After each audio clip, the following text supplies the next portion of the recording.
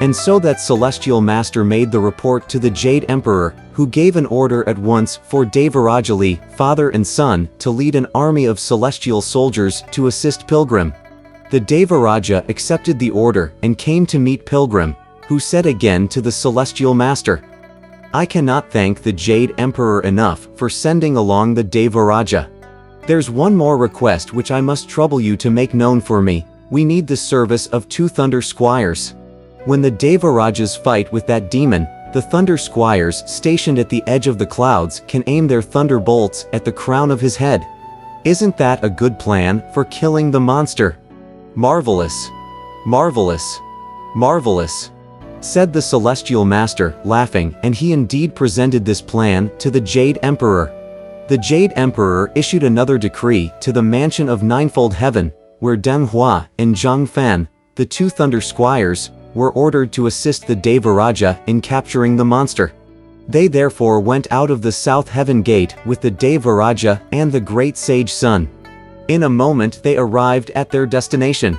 "This mountain," said Pilgrim, "is the Golden Helmet Mountain, and the Golden Helmet Cave is right in the middle. Please decide among yourselves which of you will go there to provoke battle first." Lowering the direction of his cloud, Devaraja Li ordered the celestial soldiers to pitch camp on the south slope of the mountain.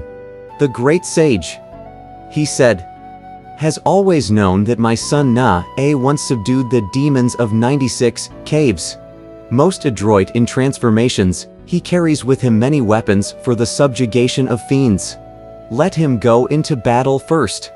"In that case," said Pilgrim, "let Old Monkey be the prince's guide." Rousing his heroic powers, that prince leapt with the great sage into the tall mountain and arrived at the cave's entrance.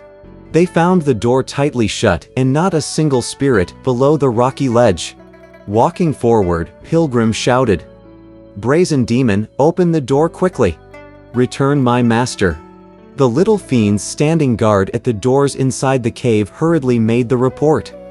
"Great King, Pilgrim's son is leading a boy to provoke battle in front of our door."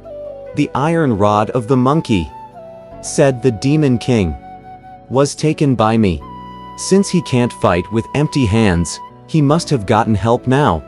Fetch my weapon."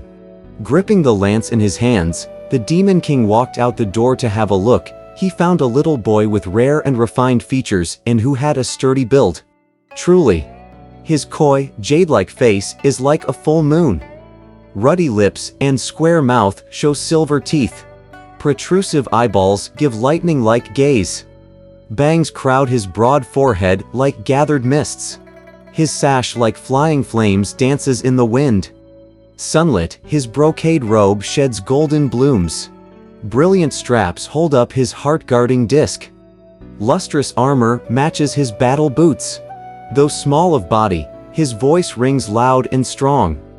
This faith defender, fierce Na of 3 heavens.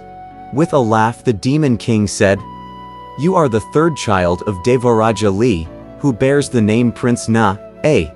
Why are you clamoring at my door?" "Because of the disorder perpetrated by you, brazen demon," said the prince. "So you seek to imprison and harm the holy monk from the land of the East. By the golden decree of the Jade Emperor, I have come especially to arrest you." Growing very angry, the Demon King said, "You must have been asked by Sun Wukong to come here. I'm the evil star of that Tang monk, all right?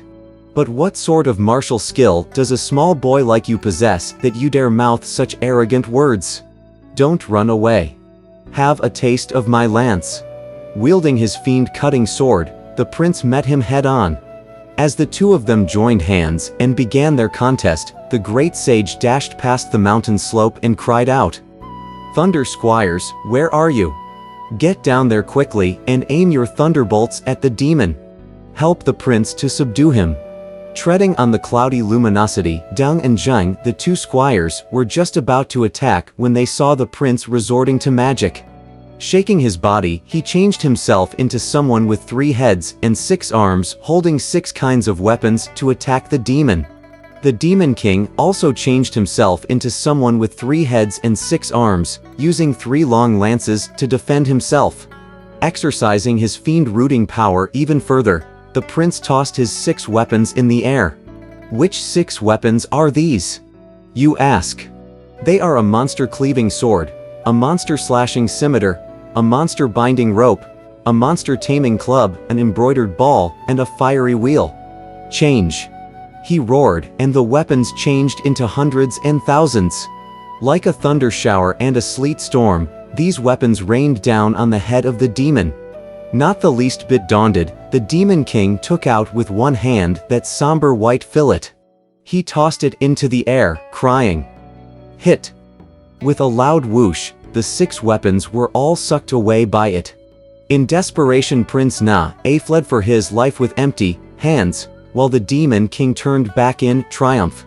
In midair, Deng and Jing, the 2 Thunder Squires, smiled nervously to themselves and said, "It was a good thing that we looked over the situation first and didn't release the thunderbolts immediately. If they had been sucked away by him, how could we go back to face the celestial worthy?" Lowering the direction of their clouds, the 2 squires went with the prince to the southern slope and said to Devarajali, "That demon indeed has vast magic powers." Giggling, Wukong said on one side, "His powers are only so-so, but that fillet of his is formidable. I wonder what kind of treasure it is that can suck away things like that. This great sage is not very mature," grumbled Na-A angrily. "We have lost our weapons and we have fled in defeat. We are sorely distressed, all because of you. And you are giggling there instead. Why?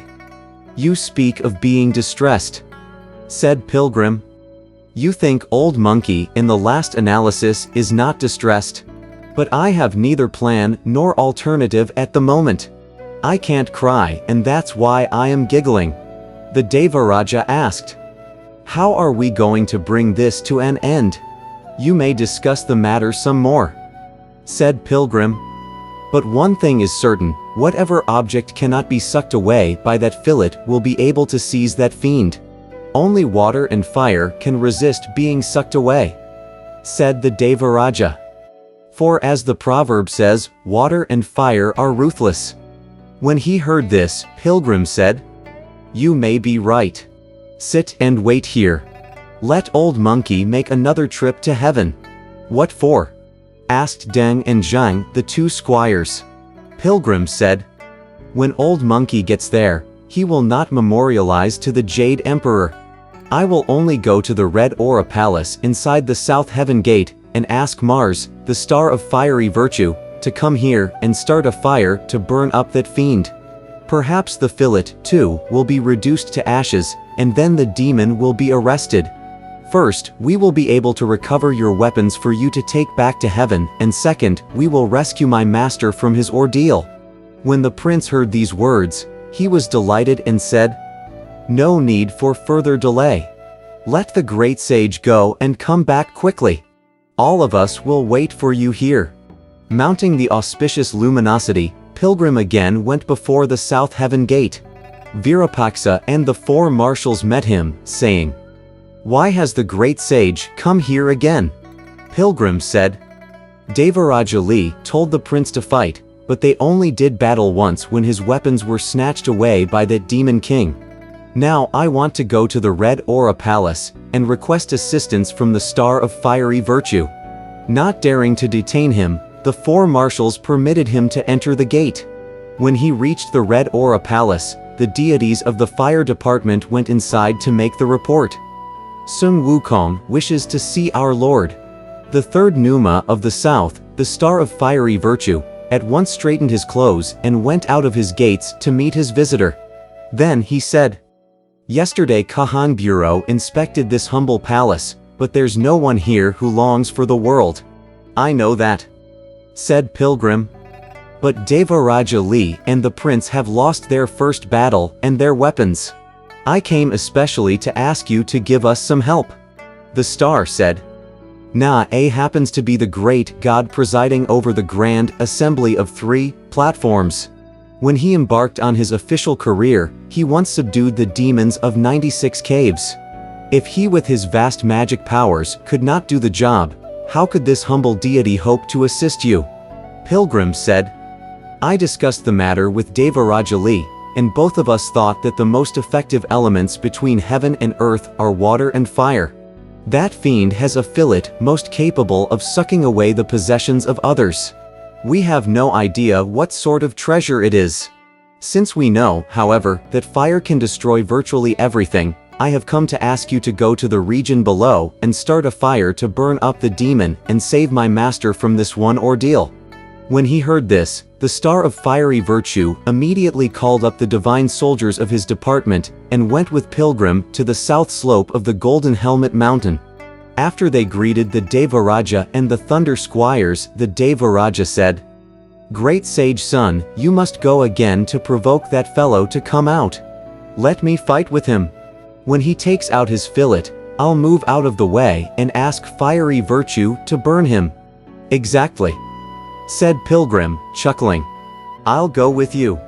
They left to provoke battle, while fiery virtue stood on the tall peak with the prince and the two Thunder Squires.